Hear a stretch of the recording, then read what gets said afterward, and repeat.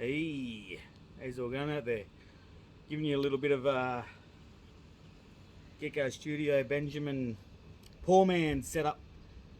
If you want to do some recordings or like say camera work, like I have a wedding coming up tomorrow, 20th December 2020. So I'm just giving you guys an update of some of the gear that I use when I do this sort of stuff. It's not cheap and it's not expensive, it's in between. But anyway, we'll start with the camera. Camera 600D. I picked this one up on Buy Swap and Sell. I think they had $600 on it. I got it for $550. Good camera. Starter. It's only a starter camera. Like it's not. I don't know. Look, I wouldn't know. I haven't really owned a camera. I only own one of those when you go to visit Canberra and you go into the museums and stuff. And you got that little. Here, take this camera and. So this is a step up from that. Comes with interchangeable lenses, and also on the back, flip out screen. 600D, or I think the Americans call it T3i or something like that. Don't know. Rebel T. And I looked all that stuff up to learn how to use that on YouTube. And interchangeable lenses. You know, like this one here, 55 to 250 millimeters. So that's pretty much a. If you can see that, you can zoom in a bit. Zooms in a fair bit. You know, you can look at a bird and then sort of slowly zoom in. And you got a bit of a wide angle one, which this is the one I use pretty much for when I do any of my sort of music videos. 18-55mm Canon. Same thing, like if I just show you the back there, if you can see that, you just clip that out. This here part, clip that out. You just line up the little square there, white square, sit it there, click, she's in. Turn it on, but I'm not going to go into all the details about what every single gesture and all that stuff is on there. You can look that up. I had to look it up, so you can bloody look it up. You look at it. So then you just get that. Well, then if you want to flex a bit, and this is a poor man's long zoom. It's not.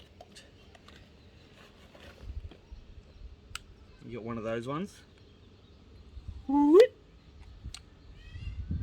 That goes up to 800mm, and then there's also an extension. I don't need to get that, which takes it, doubles it to 1600. So pretty much I could watch you from about a K away having a cup of tea.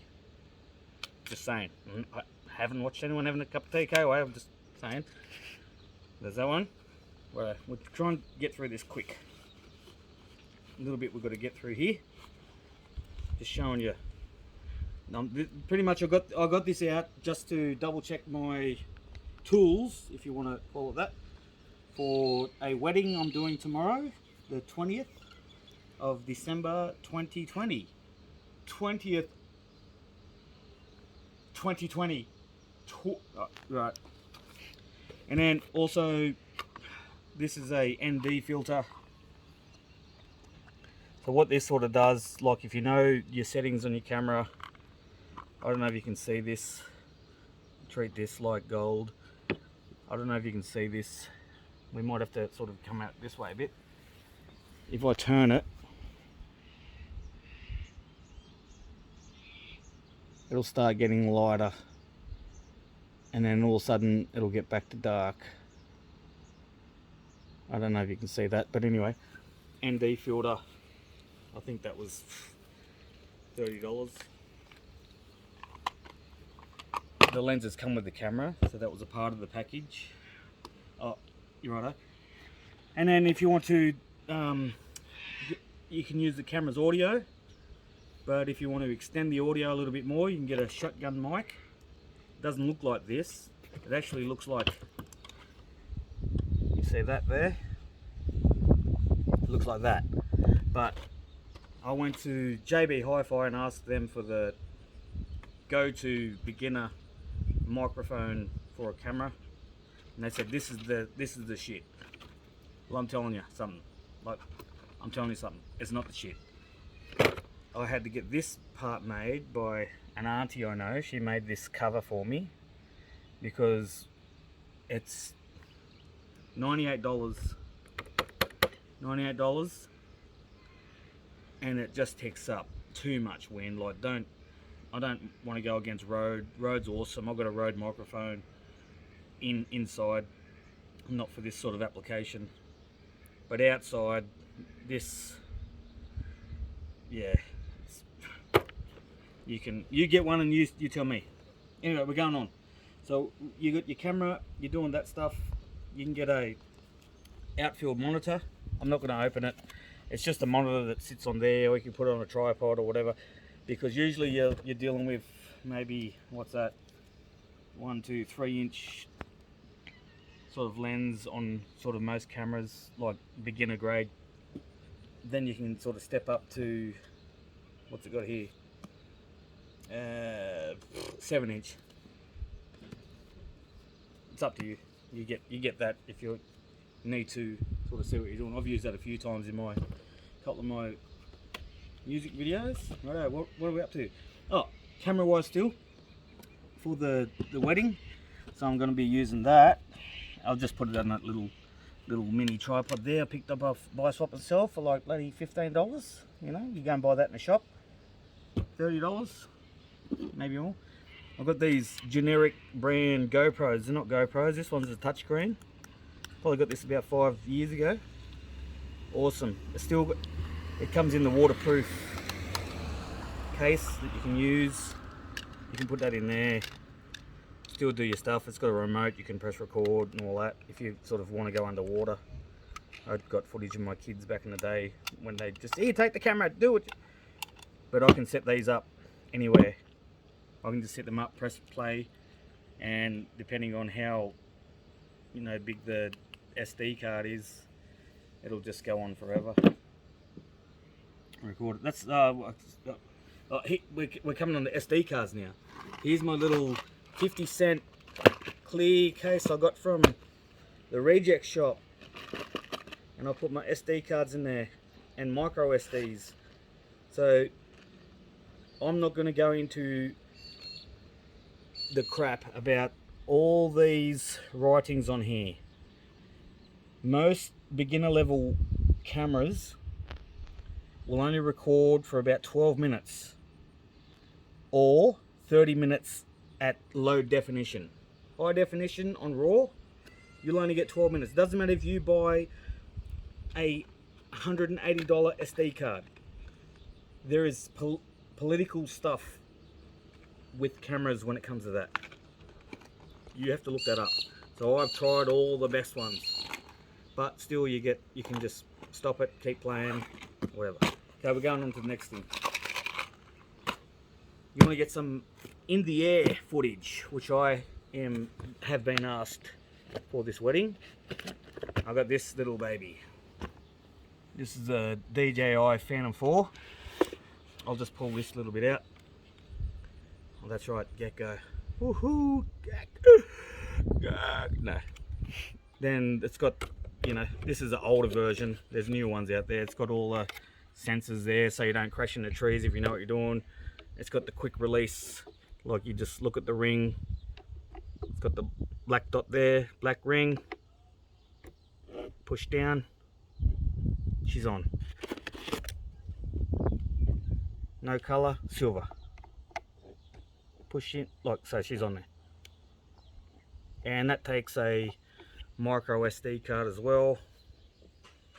And you have to do a bit of a, like, don't just buy one of these and just think you can fly it, because the first time I flew it, I think I still got a scar on my leg there somewhere. Don't fly it when you had a few drinks. And it connects to your phone. Apparently it's best with was Apple, Android. I don't know.